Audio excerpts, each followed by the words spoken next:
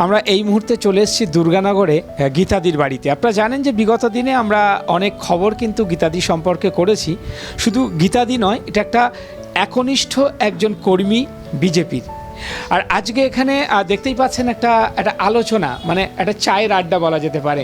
তো হঠাৎ করে আমরা এখানে পৌঁছে গেলাম, কিন্তু একটা বার্তা কিন্তু আপনাদেরকে দেব। শুধুমাত্র যে আলোচনা করার বিষয় নয়, যে আমরা যারা জানেন যে যারা বিজেপি করেন তাদের একটা ভাষা আছে, সেটা কিন্তু সবাই জানেন কিনা জানি না, সেটা হচ্ছে পঞ্চনিষ্ঠা।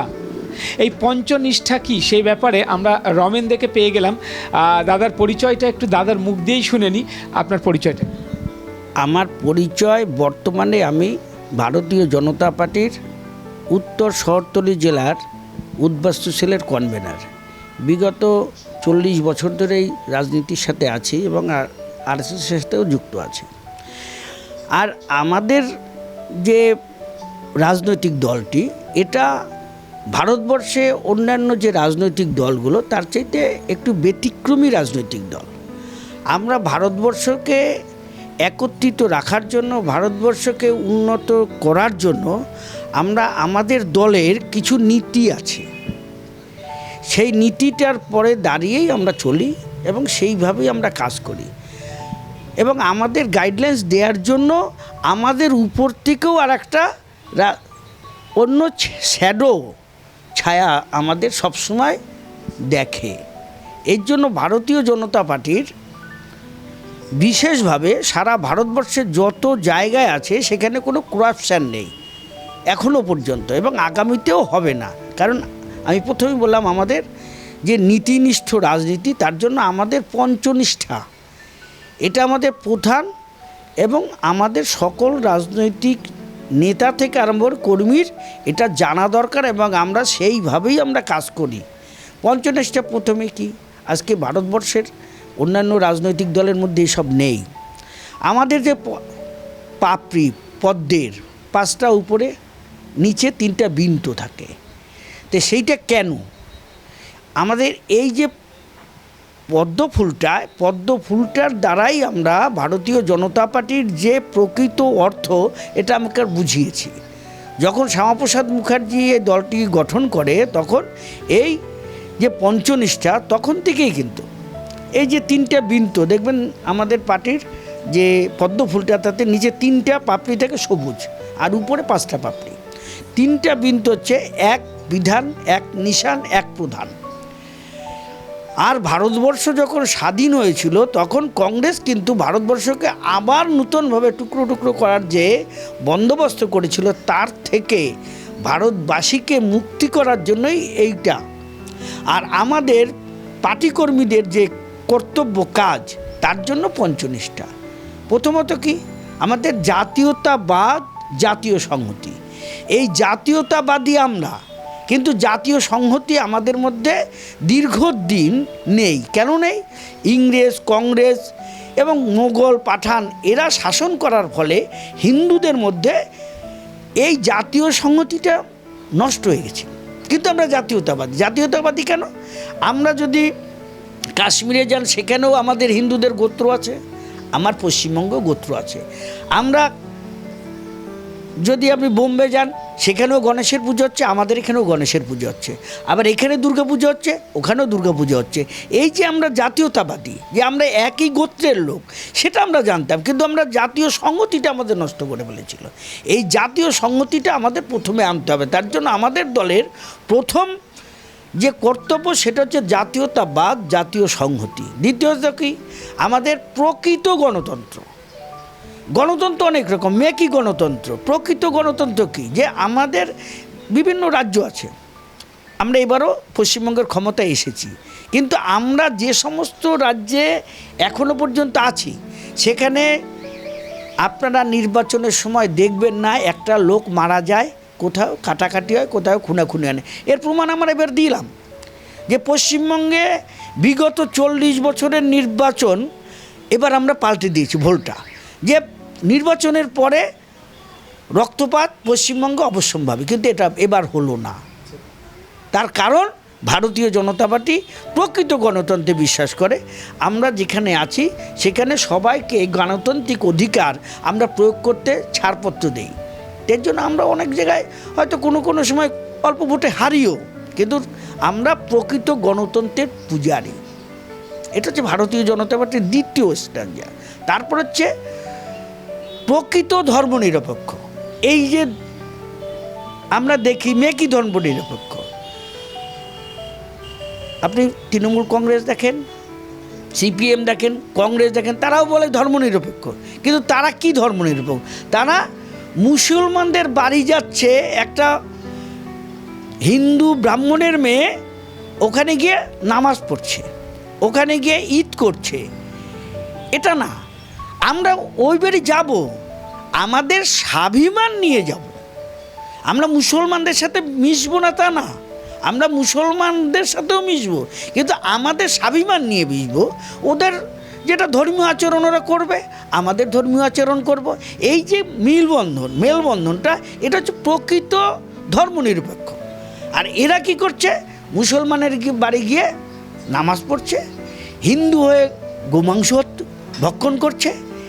আবার ওইদিকে অপরদিকে তারা কিন্তু করছে না, হিন্দু বিদ্বেষ এরা ছড়াচ্ছে সারা পশ্চিমবঙ্গে, সারা ভারতবর্ষে। সেখান থেকে আমরা প্রকৃত যে গণতন্ত্র, ধর্মনিরপেক্ষ, সেটা আমরা করছি এবং করব। এটা হচ্ছে আমাদের তৃতীয় স্ট্যান্ডার্ড। তারপরে কি, আমাদের যে বিকেন্দ্রীকরণ অর্থনীতি, এই যে আমরা যখন ক্ষমতায় এসেছি তারপরের থেকে কিছু আপনাদের বলি, আমরা অন্তর্দয় যোজনা আমরা চালু করেছি। অন্তর্দয় কি, শহরে কিংবা গ্রামে কিংবা মফস্বলে যে অন্তে আছে, মানে লাস্ট বেঞ্চে আছে, যেটা শঙ্করদা একটু আগে বলল, যে তাকেও আমরা পংক্তিতে তুলে আনবো, তাকেও আমাদের সাথে থাকতে হবে। কিন্তু তাকে কিভাবে? আমরা অন্তর্দয় যোজনায় সবচাইতে বেশি চাল এবং গম আমরা দেই। কেন দেই? যে সে যাতে না খেয়ে মারা না যায়, তার জন্য তাকে আমাদের স্রোতে আনতে হবে। সেও তো আমাদের ভারতবাসী।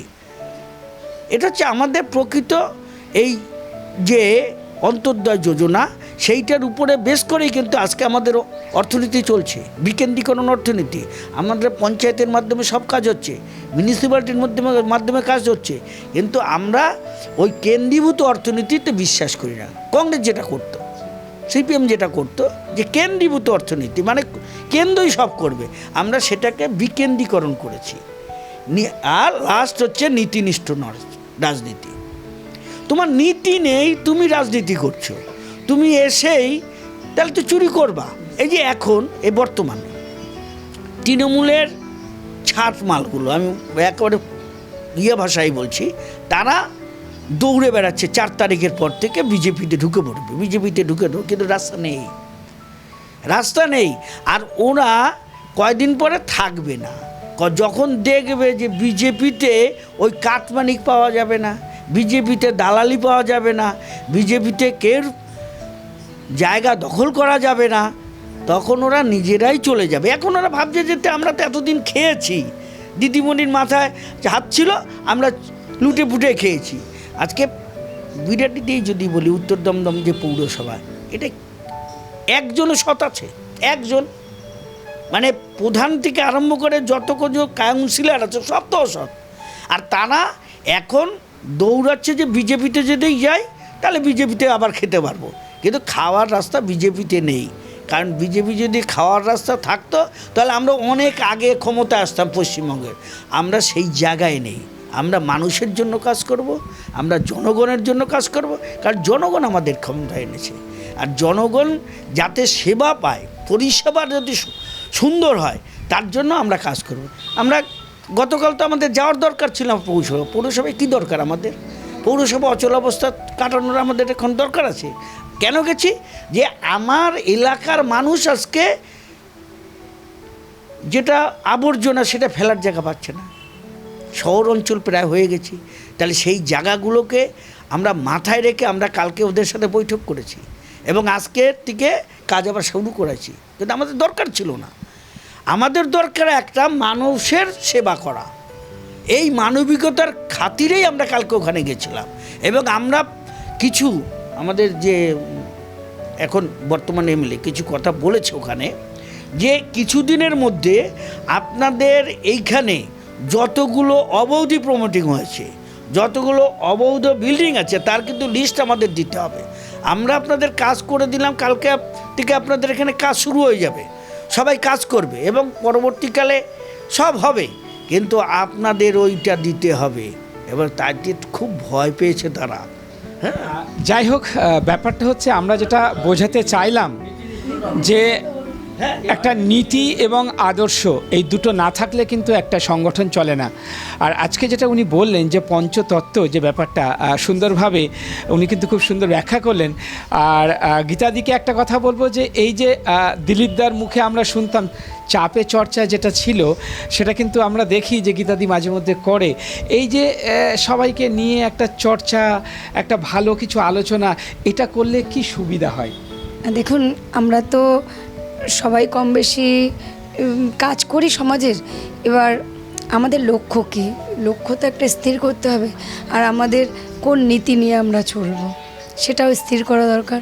আর এখন তো দেখুন, রাজনীতি মানেই হচ্ছে ওই নোংরাদের কারিকাচার, কিন্তু আমরা এই চাইপে চর্চাটা এটাই করি এই কারণে যে যেই রাজনীতিতে আমরা আছি, এই ভারতীয় জনতা পার্টি, তার নীতি, আদর্শ, চিন্তাভাবনা, মানুষ কি চাইছে, মানুষের মনের কথা বোঝার মতো একমাত্র শক্তি যদি থাকে, আমার মনে হয় ভারতীয় জনতা পার্টির কর্মীদের আছে। না হলে এইরকমভাবে না হট করে এই একচ্ছত্র ক্ষমতা দিয়ে পশ্চিমবঙ্গে বিজেপিকে আনতো না মানুষ। আমার মনে হয় এই রকম একটু চর্চার দরকার আছে, রাজনৈতিক চর্চা। আপনি দেখবেন গতদিন ওই মাধ্যমিক উচ্চ মাধ্যমিকে যারা উত্তীর্ণ হয়েছিলেন অডিটোরিয়ামে, সেখানে সবাইকে সম্বর্ধিত করা হলো। আমাদের মাননীয় রাজ্য সভাপতি শ্রমিক ভট্টাচার্য ওখানে যে স্পিচ দিলেন, এই স্পিচ মনে হয় আমরা বিগত 50 বছরে শুনিনি। সবাই আপ্লুত। এইটাই তো রাজনীতি। রাজনীতি হচ্ছে নীতির মধ্যে যে শ্রেষ্ঠ, রাজার নীতি, রাজা শ্রেষ্ঠ আমাদের সমাজগুলোর মধ্যে, আর নীতিতে শ্রেষ্ঠ যে, সেটাই হচ্ছে রাজনীতি। তাই সেই নীতি আমরা হারিয়ে ফেলেছি। একমাত্র ভারতীয় জনতা পার্টি, এই যে আমার সমস্ত শ্রদ্ধেয় দাদারা আছেন, দিদিরা আছেন, আমি তো কিছুই জানি না, আমি হতে পারি অনেক শিক্ষিত, কিন্তু রাজনীতিতে মনে হয় যেন যতই জানবো, যতই পড়বো, মানে কিছুই শেখা হচ্ছে না। আজকে দাদারা এসেছেন বা আরও গুণীজনরা আসবেন, এই যে আলোচনা, আমার মনে হয় প্রত্যেকটা সপ্তাহে কারুর না কারুর বাড়িতে করলে আমাদের সমাজ উপকৃত হবে। আমরা তখন মাকে মা বলবো, বাবাকে বাবা বলবো। এত মামলা মোকদ্দমা, এত সংসার ভাঙা, এগুলো হবে না। কারণ আমাদের মধ্যে তো তখন প্রকৃত সংস্কৃতি আসবে, প্রকৃত শিক্ষা আসবে, প্রকৃত শিষ্টাচার, সৌজন্যবোধ আসবে, যেগুলো বিগত দিনে আমরা হারিয়ে ফেলেছি। তাই এগুলোর দরকার আছে। আপনারা জানেন যে রামকৃষ্ণ মিশনে আমরা যখন পড়াশুনো করতাম, আমরা দেখতাম প্রতি সপ্তাহে, প্রতি মাসে একটা জায়গায় গিয়ে বাণী নিয়ে আলোচনা হতো। কেন হতো? সেটা একটা সুষ্ঠু সমাজ গড়ার জন্যে।